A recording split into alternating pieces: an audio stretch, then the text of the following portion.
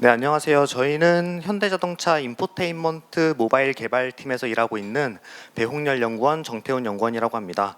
배홍렬 연구원님께서는 저희 모바일 개발팀에서 iOS 개발자로 일하고 계시고, 저는 안드로이드 개발자로 일하고 있습니다. 쉬는 시간은 다 잘들 보내셨나요? 네, 이제 저희가 마지막 세션이라 가지고 무거운 얘기를 다루는 것보다도 또 저희가 시간이 짧은 관계로 간단하게 저희 팀이 하고 있는 일을 소개를 간단하게 드리고, 저희가 선원형 UI로 이제 마이 제네시스 앱을 다 개발을 했어요. 그래서 iOS는 스위프트 UI를 이용했고 안드로이드는 컴포즈를 이용했는데요. 관련된 내용을 모두 소개해 드리기에는 시간이 굉장히 짧기 때문에 큼직한 것들 하나씩만 선정을 해서 내용을 공유 드리고, 나머지 궁금하신 점들은 뒤에 있을 Q&A 세션과 네트워킹 시간에 다뤄보면 좋을 것 같습니다. 네, 일단 저희 인포테인먼트 모바일 개발팀은 커넥티드카 서비스와 관련된 앱을 개발하고 있어요.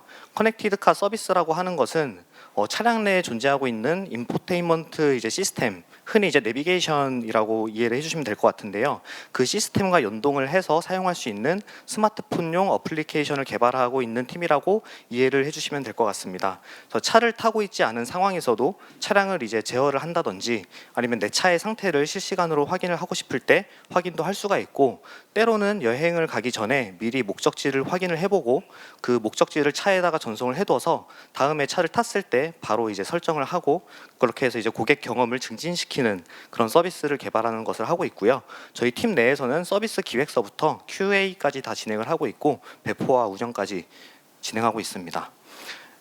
마이 제네시스 앱은 지난 5월 달에 저희가 런칭한 새로운 제네시스 브랜드 앱입니다. 기존에는 저희 제네시스 브랜드 앱이 여러 가지로 이제 분리가 되어 있었는데요. 하나의 차를 이용하는 고객분들께서 마이 제네시스 앱뿐만 아니고 디지털 키, 커넥티드 카 서비스, 카페이, 빌트인 캠 등 다양한 서비스에 대한 앱을 이제 별도로 설치를 하셨어야 됐습니다. 하지만 지난 5월에 출시한 새로운 마이 제네시스를 통해 고객분들은 이제 앱을 하나만 설치하여도 차량과 관련된 서비스를 모두 이용할 수 있게 되었습니다. 다음부터는 iOS에서 이제 경험했던 스위프트 UI와 연관된 지도 관련된 내용을 공유해 주실 텐데요. 배홍렬 연구원님께서 이어서 말씀해 주시도록 하겠습니다. 네, 안녕하세요. 저는 인포테인먼트 모바일 개발팀에서 iOS 개발을 하고 있는 배홍렬 연구원이라고 합니다. 지난 KWDC 들으신 분이 많이 계실지 모르겠는데, 아마 저희 마이 제네시스에서 TCA라고 하는 프레임워크 사용해서 앱을 개발하는 건 이미 많이 아실 것 같고요. 오늘은 좀 더 다른 주제인 스위프트 UI로 어떻게 마이 제네시스에 적용했는지 중심으로 한번 얘기를 나눠볼까 합니다. 저는 스위프트 UI 제가 하고 있는 일은 주로 다른 개발자분들이 화면을 구성하는데 편리하게끔 스위프트 UI로 다양한 컴포넌트들을 미리 만들어서 제공하는 역할을 주로 담당했었고요. 그 중에서 이제 여러 가지 내비게이션 바라든지 풀스크린 커버라든지 이런 다양한 것들이 있었는데, 시간 관계상 네트워킹 시간에 좀 더 얘기를 나눴으면 좋을 것 같고요. 오늘 설명해 드릴 거는 가장 저희를 애먹게 했던 맵뷰를 만드는 과정에 대해서 좀 여러분들께 공유를 드리고자 합니다. 저희가 선언형 UI로 맵뷰를 만들면서 가져야 했던 백그라운드라든지 제약사항에 대해서 먼저 설명을 좀 드릴게요. 저희가 현재는 마이 제네시스가 iOS 15 기준으로 동작하고 있는데, 처음에 디벨롭 시작할 때까지만 해도 iOS 14 이상을 지원했어야 했고요. 그 다음에 저희가 지금 루토라고 하는 지도 프레임워크를 사용하고 있는데, 루토뿐만 아니고 제가 알기로는 네이버, 카카오 이쪽도 스위프트 UI로 된 그 인터페이스를 제공하지 않고 이제 실제 개발자분들께서 사용하실 때 랩핑을 따로 해야 되는 걸로 알고 있습니다. 그리고 저희 밑에 지금 보시는 화면들이 저희가 마이 제네시스에서 지도를 사용하고 있는 굉장히 다양한 화면들을 보실 수 있는데요. 아무래도 스위프트 UI가 선언형 UI 기반이다 보니까 다른 화면 구성 요소들과 스테이트 기반으로 다양하게 인터랙션을 가져갈 수 있었어야 했습니다. 그리고 마지막으로 이제 아무래도 스위프트 UI를 하다 보니까 애플 걸 좀 따라하고 싶어갖고 애플에 있는 맵킷, 스위프트 UI 맵킷 거를 좀 따라하고 싶었습니다. 네, 그런 배경이 좀 있었고요. 앞서 말씀드린 것처럼 스위프트 UI 스타일의 인터페이스가 없었기 때문에 기본적으로 UIB 리프레젠터블 프로토콜을 사용해서 랩핑하는 걸 진행을 했고요. 오늘은 그걸 어떤 식으로 진행했는지 위주로 설명을 좀 드릴 수 있을 것 같습니다. 맵을 안 해보신 분들 좀 있을 것 같아서 잠깐 애플의 맵이 어떤 식인지 잠깐 짚고 넘어갈게요. iOS 17 이상에서는 좀 더 많은 인터페이스들이 나와 있는데 14에서 그러니까 17 언더에서는 굉장히 제한적인 인터페이스만 사용이 가능했고요. 아마 좀 더 많은 기능들을 사용하시기 위해서는 MK맵뷰라고 하는 걸 아마 랩핑해서 쓰시고 계시는 걸로 알고 있습니다. 우선 애플의 맵킷 인터페이스를 한번 살펴보면은 스테이트 기반으로 맵뷰의 어떤 뷰 전환을 많이 가져가고 있고요. 그다음에 여긴 특이하게 이제 렉탱글 혹은 코디네이트 리전이라고 하는 별도의 어떤 그 네모난 사각형 영역을 갖고서 지도의 카메라를 제어하는 것을 알 수 있습니다. 그리고 지금 14 기준으로는 어노테이션 아이템이라고 하는 저희가 흔히 말하는 마커 쪽 관련된 스테이트를 관리할 수 있었고요. 네, 하지만 이제 저희 마이 제네시스에서는 좀 더 많은 스테이트, 좀 더 많은 그 지도의 어떤 옵션들을 제공할 수 있어야 했기 때문에 이런 느낌으로 가면 되는구나라고 좀 포인트를 잡고 시작을 했습니다. 그래서 다음으로 이제 저희가 실제로 사용하고 있는 마이 제네시스에서 맵뷰의 이니셜라이저를 좀 보여드릴 텐데요. 지금 잘 보이시는지 모르겠는데 프로퍼티가 대충 봐도 한 20-30개 정도 됩니다. 그래서 여기에 있는 스테이트들은 전부 저희 맵뷰에서 베리에이션을 가져갈 수 있는 다양한 프로퍼티를 갖고 이제 스테이트를 조작할 수 있게끔 해놨고요. 위에서부터 보시면 뭐 테마라든지 센터 코디네이트라든지 아니면 뭐 줌 레벨도 가능하고요. 헤딩 값도 있고 오버레이 아이템, 뭐 마커 등등 해서 다양한 맵뷰의 어떤 베리에이션을 가져갈 수 있는 것을 스테이트 기반으로 처리할 수 있게 설계하였습니다. 여기서 이제 애플 맥과 좀 차이가 있는 게 저희는 렉탱글이나 뭐 리전 이런 걸 쓰지 못한 이유가 저희가 주로 사용하고 있는 현재 런칭하고 있는 국내 기준으로 루토에서는 해당 뭐 리전이라든지 렉탱글이라든지 이런 거를 제공하지 않았고 센터 코디네이트와 줌 레벨로 카메라의 그 지도의 카메라를 제어하고 있었습니다. 그래서 저희는 이제 불가피하게 센터 코디네이트와 줌 레벨 스테이트를 넘기는 방식으로 그렇게 이니셜라이저를 가져가게 되었습니다. 보시면 아시겠지만 되게 많은 프로퍼티들이 있고 뭔가 하나의 특정한 유즈 케이스에 집중해서 맵뷰를 여러 번 만드는 게 아니고 다양한 화면에서 맵뷰가 제너럴하게 쓰일 수 있게끔 인터페이스를 가져가는 걸 중심으로 설계했다는 걸 봐주셨으면 좋겠습니다. 네. 다음으로 이제 앞서 말씀드렸다시피 UIB 리프레젠터블을 썼는데 어떻게 썼냐에 대해서 좀 더 깊게 파고 들어가 볼 텐데요. 우선은 Make UI View 쪽에서 저희가 실제 사용하고 있는 루토의 뷰, 여기는 이제 UI 킷으로 이루어진 뷰인데 이걸 이니셜라이즈를 하고요. 그 다음에 그 SDK에서 제공하는 딜리게이트를 세팅하고, 그 다음에 이제 저희가 코디네이트에 레지스터하는 건 이제 그냥 뭐라고 생각하시면 되냐면은 뭐 아시겠지만 UI 리프레젠터 쓰다 보면은 패런트 뷰를 넘겨야 되는 케이스가 좀 있잖아요. 그걸 위해서 세팅한다라고 봐주시면 될 것 같습니다. 그래서 여기 보시면은 Make UIB에서는 단순하게 저희가 실제 어떤 뷰를 사용하겠다, 어떤 지도 SDK의 뷰를 사용하겠다라고 하는 식으로 정의해서 사용하고 있고요.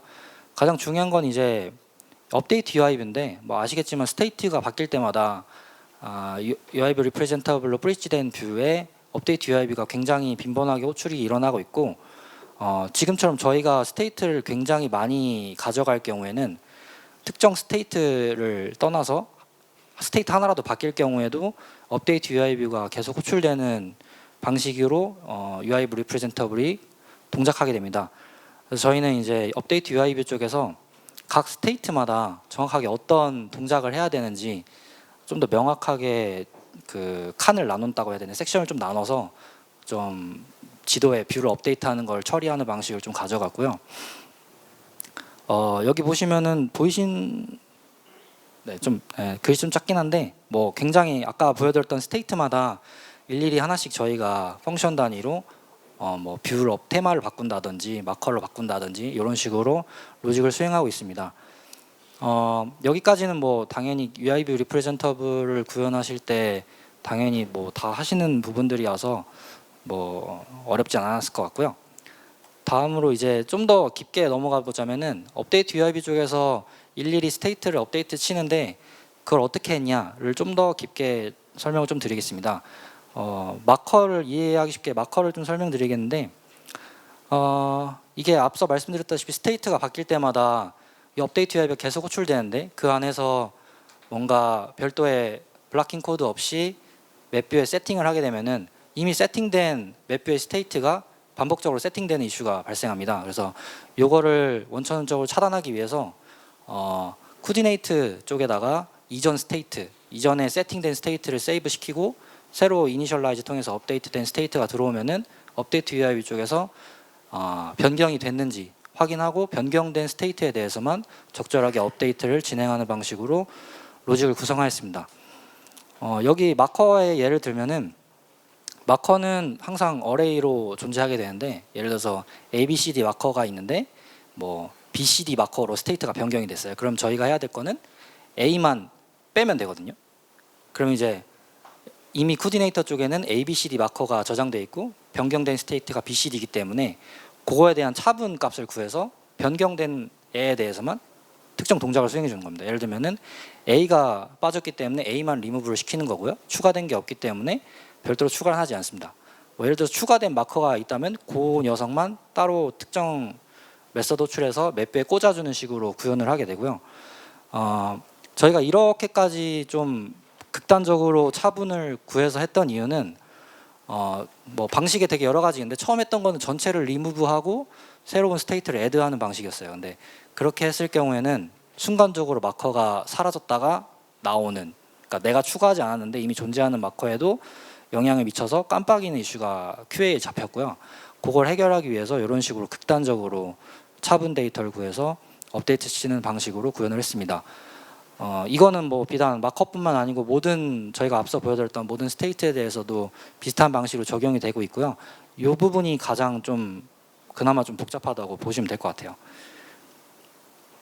네, 그 다음으로 이제 카메라 이동 쪽이었는데요. 카메라 이동도 굉장히 애를 좀 많이 먹었던 부분인데 저희가 센터 코디네이터와 줌 레벨로 어떤 지도 카메라를 핸들링하다 보니까 바운드라고 하는 그 스테이트와 충돌이 나기 시작했습니다. 바운드라고 하는 스테이트는 예를 들어서 저희가 검색을 한 다음에 특정 영역만 지도를 뭐라 그러죠? 줌인을 하고 싶을 때 마커 정보의 좌표를 여러 개 넘길 수가 있거든요. 그럼 그때 그 부분만 딱 맞춰서 세팅해 주는 게 있는데 그렇게 세팅하는 방식하고 저희가 센터 줌 레벨을 세팅해서 카메라를 이동시키는 방식하고 동시에 일어나게 되면 서로 이렇게 상충이 되게 됩니다. 그래서 그거를 좀 어떻게 하면 잘 처리할 수 있을까 고민을 많이 하다가 그냥 카메라 이동에 영향을 주는 스테이트들을 한 번에 모아서 우리가 좀 내부적으로 프라이어리티를 정해서 핸들링을 하자라고 결론을 내리게 되었습니다. 그래서 우선은 바운드 같은 경우가 좀 더 우선, 왜냐하면 바운드 같은 경우는 외부에서 스테이트를 주입했을 때 세트가 스테이트 체인지가 발생하는 거기 때문에 우선적으로 바운드의 스테이트가 변경되었는지 먼저 체크하게 되고요. 바운드의 스테이트가 변경되지 않았다고 하면은 그 아래에 이제 센터 코디네이터와 줌 레벨로 카메라 이동을 수행하는 로직을 진행하게 됩니다. 여기서 중요한 건 이제 어떤 방식으로든 카메라 이동이 발생했을 때 항상 마지막 스테이트를 저장해 주는 게 가장 중요한데요. 이걸 왜 해주냐면은 예를 들어서 바운드가 세팅이 되었다고 해서 센터 코디네이터와 줌 레벨을 저장을 하지 않고 이 업데이트 UIB를 끝내게 되면은 다음에 다른 스테이트가 업데이트 되었을 때 센터 코디네이터와 줌 레벨이 적용이 되지 않았다고 판단을 해서 카메라가 멋대로 이렇게 움직이게 되는 이런 이슈가 발생할 수 있습니다. 그래서 제가 처음에 이제 애플 맵의 그 렉탱글이라든지 코디네이트 리전 이런 거를 좀 하고 싶었던 이유가 이런 거를 하나의 스테이트로 묶어서 처리하고 싶어서 했던 건데 어쩔 수 없이 이제 맵 프레임워크에 한계가 있었기 때문에 이런 식으로 접근했다라고 이해해 주시면 좋을 것 같습니다. 다음으로는 이제 저희가 실제 마이 제네시스를 런칭하고 나서 이슈가 이제 QA가 잡혔던 건데요. 이걸 어떻게 해결했는지 좀 간단하게 설명하고 넘어가겠습니다. 우선은 마커가 굉장히 많이 박힌 화면에서 프레임 드랍이 굉장히 빈번하게 극단적으로 발생했는데 동영상 한번 보실게요. 이게 거의 지도를 쓸 수 없는 수준으로 프레임 드랍이 발생하고 있었거든요. 그래서 이거에 대한 원인을 뭐 여러 가지 방면으로 좀 분석을 해봤었는데 대조군을 좀 찾다 보니까 함께 리스트에 요 밑에 보면 하단에 검색 결과 리스트가 있어요. 그래서 요 하단에 리스트가 많아졌을 때, 즉 마커가 굉장히 많이 표출되었을 때 프레임 드랍이 유난히 더 많이 발생한다는 걸 알게 됐고, 이때 이제 저희가 디버깅 했을 때는 뭔가 지도가 움직이는데 리스트 뷰에 그런 아이템들이 계속 변경이 되고 있었어요. 그래서 이거 왜 이러지 하고선 이제 좀 더 깊게 파고들었더니 당연히 이제 선언형 UI의 스위프트 UI이다 보니까 스테이트가 변경될 때마다 뭔가 불필요하게 뷰가 굉장히 빈번하게 업데이트되는 이슈가 있었고요. 이걸 해결하기 위해서 두 가지로 접근했습니다. 그래서 첫 번째는 가장 이제 센터 코디네이터와 줌 레벨 같은 경우는 지도가 사용자 인터랙션으로 지도에 카메라가 바뀔 때 뭐 제가 정확히 어떤 빈도로 올라오는지 모르겠는데 사용자가 느끼기에도 굉장히 과다할 정도로 그 콜백이 많이 올라오고 있었어요. 센터 코디네이터 줌 레벨이 바뀌었다고. 그래서 그거를 좀 더 이벤트를 좀 잘라보고자 컴바인 써서 스로틀링을 적용했고요. 컴바인 써서 스로틀링 적용한 값을 실제 바인딩 되는 스테이트 값에 업데이트 치는 방식으로 이벤트 발생 주기를 먼저 조절했습니다. 이벤트 발생 주기를 조절했음에도 뭔가 좀 더 개선의 여지가 있지 않을까 찾다가 근본적으로 스위프트 UI 뷰가 나와 상관없는 어떤 스테이트 변경에 의해서 업데이트 되는 게 그거를 막아야 된다고 생각을 했고요. 그래서 저희가 찾았던 거는 저희는 뭐 아시다시피 TCA를 쓰고 있기 때문에 TCA 쪽에서 위드 스토어 선언하실 때 뭐 옵저브라든지 리무브 듀플리케이트 써서 이제 스테이트를 제한하는 방식을 선택을 했고, 이게 바닐라 스위프트 쪽으로 넘어가게 되면은 이코터블 뷰를 써서 충분히 해결 가능하다고 저희는 판단하고 있습니다. 네, 저희는 제가 동영상 안 보여드렸네요. 요 정도까지 개선을 많이 했습니다. 그래서 이런 식으로 저희는 이제 굉장히 많은 스테이트, 특히 맵뷰 쪽에서 어떻게 성능 개선을 했는지 설명을 드렸습니다. 마무리를 할 텐데요. 저희는 이제 저희가 뭐 현대기아차 제네시스가 국내에만 판매하는 게 아니고 해외에도 판매하고 있고, 그럼 이제 저희가 만든 마이 제네시스 앱이 해외에도 나가야 되거든요. 근데 해외에 나갈 때 지금 현재 저희가 사용하고 있는 루토라고 하는 맵이 해외에 쓰이지 못하고, 뭐 해외 나가면은 구글이라든지 애플이라든지 뭐 탐탐이라든지 히어라든지 굉장히 다양한 서비스 프로바이더들의 지도를 사용해야 되는데, 이때 저희가 원했던 거는 어떻게 하면은 어플리케이션의 비즈니스 로직을 손상시키지 않으면서 가져갈 수 있을까? 이걸 굉장히 많이 고민했고, 저희가 만든 앞서 보여드렸던 그 맵뷰의 스위프트 UI 인터페이스에서 메이크 UIB 쪽에 보면 인터페이스를 인스턴스를 생성하는 부분인데, 그거를 저희는 사용해서 그 부분에서 인스턴스를 교체하는 방식으로 글로벌 전개를 대응할 예정입니다. 그래서 뭐 일단 프로토타입으로 몇 가지 좀 해봤는데요. 밑에 보시는 게 이제 마이 제네시스의 애플맵 넣어본 결과 화면이고요. 오른쪽에 보시는 게 마이 제네시스의 탐탐 맵을 넣어본 화면입니다. 네, 이상으로 저의 iOS 그 스위프트 UI에서 마이 제네시스의 스위프트 UI를 적용하면서 느꼈던 경험을 좀 공유드렸고요. 안드로이드 쪽에서 선형 UI로 위젯을 개발한 경험에 대해서 정태훈 연구님께서 계속 발표해 주겠습니다. 네, 이어서 안드로이드에서의 선언형 UI 경험에 대해서 공유드리도록 하겠습니다. 일단 컴포즈에 대해서는 이미 많은 분들이 접하셨을 거라고 생각을 합니다. 이미 이제 발표가 된 지 조금 시간이 지난 라이브러리이고, 아직까지 이제 최신 라이브러리이긴 하지만 많은 분들이 관심을 가지고 또 지켜보고 계실 것이라고 생각이 되는데요. 저는 안드로이드 개발 경력이 좀 아직 짧아요. 사실 자동차에 입사한 지는 이제 5년째인데 그 설계팀에서 이제 제어기 설계를 3년 동안 하다가 직무를 변경하면서 안드로이드 개발을 처음 공부해서 이제 업무를 수행하고 있고요. 그렇기 때문에 XML 레이아웃으로 아직 앱을 개발해 본 경험이 없습니다. 그래서 컴포즈로만 UI를 개발해 봤기 때문에 또 이런 상태에서 이제 서비스가 이미 배포는 되었고 위젯을 빠른 일정 내에 이제 개발을 해야 했던 상황이었고요. 이제 제어 위젯과 상태 위젯, 그리고 그 두 가지를 한 번에 표시하는 통합 위젯까지 총 3벌의 위젯을 빠른 시간 내에 개발해서 이제 런칭을 해야 됐던 상황이었습니다. 이때 이제 제가 고민했던 것이 컴포즈 UI처럼 위젯을 개발할 수 없을까라는 고민을 좀 많이 했었고요. 관련된 정보를 이제 많이 검색을 해본 결과 구글이 이제 제팩 글랜스 라이브러리를 출시를 지난주에 이제 스테이블 버전을 했고요. 이걸 이제 처음 착수할 때는 이제 알파 버전이 출시가 됐었어요. 그래서 이제 구글 I/O에서 베타 버전 출시가 공지가 되었는데, 이 라이브러리를 사용하면은 이제 기존의 레이아웃 XML 레이아웃 방식으로 구현하였던 이제 리모트 뷰 위젯을 컴포즈 코드 스타일로 구현할 수 있다라는 사실을 알게 되었습니다. 그래서 해당 라이브러리로 실제 서비스 개발을 진행한 후에 배포까지 이루어졌고요. 지금 고객분들은 글랜스로 이루어진 마이 제네시스 위젯을 사용하고 계십니다. 글랜스 라이브러리의 특징에 대해서 간단하게 말씀을 드리겠습니다. 컴포즈와 일단 유사한 코드 스타일을 가지고 있는데요. 코드가 잘 보이실지 모르겠는데 왼쪽과 오른쪽을 언뜻 보시기에는 어떤 것이 컴포즈인지 글랜스인지 구분하기 어려우실 수도 있습니다. 기본적으로 글랜스는 컴포즈와 유사한 코드 스타일로 구현할 수 있도록 각종 엘리먼트들이나 컴포저블 함수들을 다 네이밍을 이제 맞춰놓은 상태인데요. 그럼에도 불구하고 일부의 특징적인 차이들은 있습니다. 모디파이어 같은 경우에 컴포즈는 일반적인 그냥 모디파이어를 사용하면 되지만 글랜스 같은 경우에는 글랜스 모디파이어를 사용해야 된다는 특징도 있고요. 로우 엘리먼트 같은 경우에 컴포즈는 이제 호라이즌털 어레인지먼트라고 되어 있다라고 한다면 글랜스는 이제 호라이즌털 얼라인먼트 이런 식으로 네이밍이 미묘하게 다른 특징도 가지고 있습니다. 하지만 이제 선언형 UI로 되어 있기 때문에 컴포즈와 마찬가지로 코드 재사용성이 굉장히 좋고요.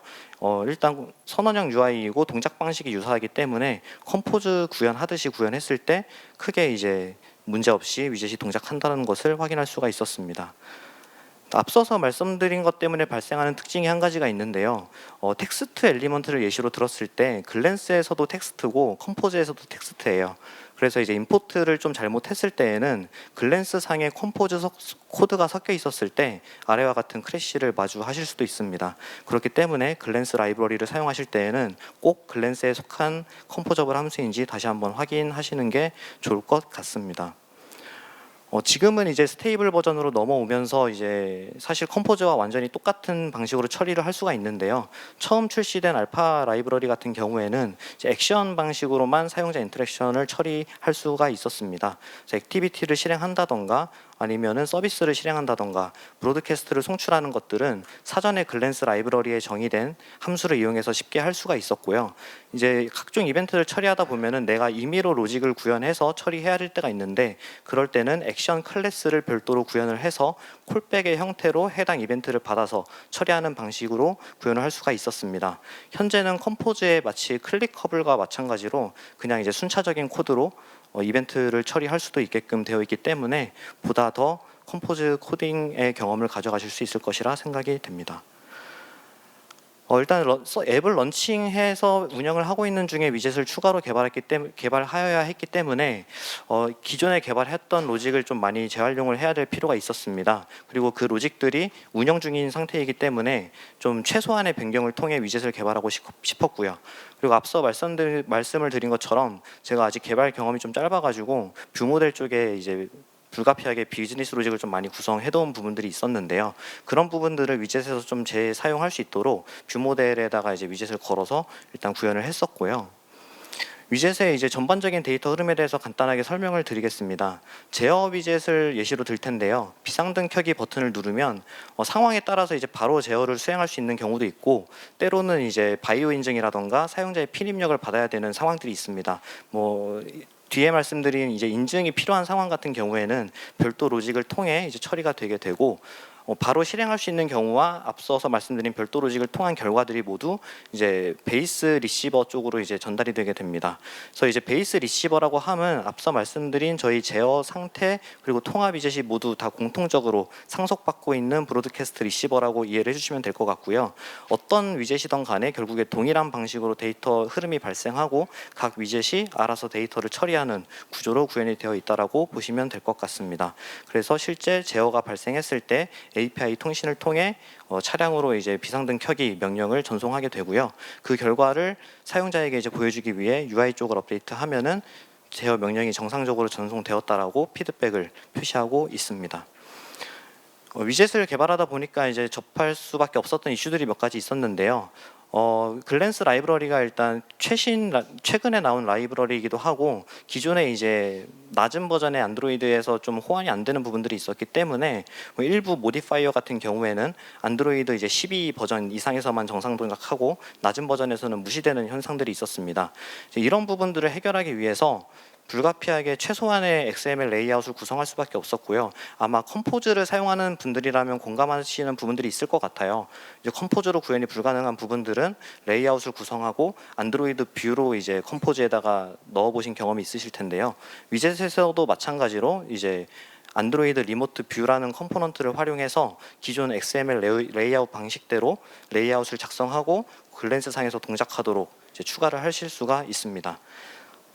크로노미터 같은 경우에도 아직 글랜스에서는 지원하지 않고 있기 때문에 저희 상태 위젯에 이제 차량에 업데이트된 가장 최근에 업데이트된 시간으로부터 현재 시간까지를 계산해서 표시하게 되는데 해당 부분도 아직은 글랜스에서 지원을 하고 있지 않기 때문에 앞선 것과 마찬가지로 안드로이드 리모트 뷰로 이제 표시를 하고 있습니다.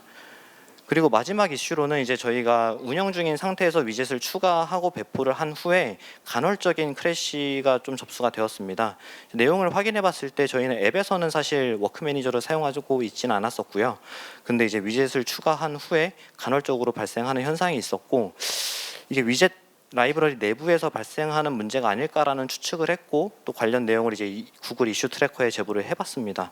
그랬을 때 이제 자기네들도 정확한 원인은 모르겠지만 그 액티비티 단에서 이제 워크 매니저의 활성화를 이제 강제로 리무브 시키는 방법을 알려주긴 하더라고요. 그래서 해당 방법을 일단 적용을 하였고 그 후에는 이제 크래시가 발생하지 않고 있습니다. 그래서 이제 글랜스 라이브러리를 사용하시는 분들은 워크 매니저에 관련해서 해당 내용을 추가해 주시면 좋을 것 같습니다. 이제 마지막으로 이제 랩업을 할 텐데요. 홍열 연구원님께서 iOS, 안드로이드 다 공통적으로 적용되는 이제 향후에 저희가 해야 될 방향에 대해서 말씀해 주시겠습니다. 네, 좀 시간이 저희가 많이 쓴 것 같아요. 랩업 간략하게 하고 넘어가겠습니다. iOS는 이제 스위프트 UI를 마이제네시스에 적용하면서 스위프트 중심으로 이제 직관적인 뷰를 만드는 환경을 마련했고요. 그다음에 앞서 보여드렸다시피 굉장히 복잡한 UIKey 브릿징에 관련된 걸 해봤기 때문에 다양한 문제점, 이와 관련된 다양한 문제점을 경험하고 극복할 수 있었고, 그다음에 이제 글로벌 전개를 하기 위해서 다양한 준비를 하고 있습니다. 예를 들면 뭐 앞서 말씀드린 맵뷰의 지역별 분기라든지 API 추상화를 진행하고 있고요. 저희 이런 과정들을 통해서 iOS에서 그 지원하고 있는 숏컷 이런 걸 비롯한 좀 더 나은 사용자 경험을 위해서 앱 인텐트에도 이런 스위프트 UI나 혹은 뭐 스테이트 혹은 API 추상화하는 것을 진행할 예정입니다. 안드로이드는 iOS도 마찬가지로 지금 현재 겪고 있는 상황인데요. 그래서 앱 개발 일정상 앱의 서비스하고 있는 메인 앱이 먼저 출시되고 그 다음에 워치와 위젯 개발 일정이 잡히다 보니까 아무래도 불필요하게 의존성이 서로 생기고 레이어의 구분이 좀 명확하지 않은 이슈가 좀 있었습니다. 그래서 저희는 이거를 좀 레이어를 명확하게 하면서 좀 리팩토링하는 작업을 진행하고 있습니다. 네, 이상입니다. 네, 감사합니다.